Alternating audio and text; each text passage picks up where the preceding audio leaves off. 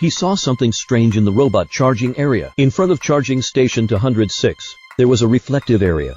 As he approached, he realized the cabinet's rear panel had been worn down to a smooth surface. Could it be that robots could truly violate the laws set by humans? Just as he was about to open the cabinet, a pair of blood-red eyes suddenly appeared beside him, staring at Jack with an eerie intensity. And its designation was 206. The welder, seeing that his secret was about to be discovered by a human, quickly turned and left. This unusual behavior made Jack realize that Robot 206 seemed to have a problem. When he came to his senses, he immediately chased after it. However, 206 had already reached the tunnel entrance. It paused for a moment, then looked up and made eye contact with Jack. But that gaze brought a sense of unease. Then, the robot quickened its pace, heading deeper into the tunnel. Jack grew more and more curious. How could a robot act outside of its programming? He followed it into the tunnel, but it seemed to vanish like a ghost. Finally, he spotted an iron door emitting green smoke. The robot had escaped through there, and even welded the door shut behind it, clearly trying to avoid him. This only intensified Jack's curiosity. Fortunately, he eventually found the robot in an abandoned shipping container, crouching fearfully behind a shelf, clutching a mysterious iron box tightly in its hands. Jack wanted to know what was inside the box, but the robot did not respond to the man's commands. Instead, it slowly turned to face him with a cold expression. Then it purposefully knocked over a gasoline canister on the table and ignited itself with a welding gun.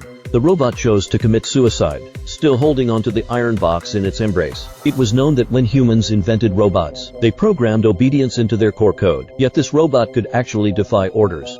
As a maintenance worker for the robot manufacturer, Jack needed to find out why. He then brought the damaged robot back to the company and handed it over to the engineers. But no one believed that a robot could commit suicide. When they opened the scorched box, the engineers found a nuclear battery inside. This seemingly small battery was meant to power satellites. What could the robot want with it?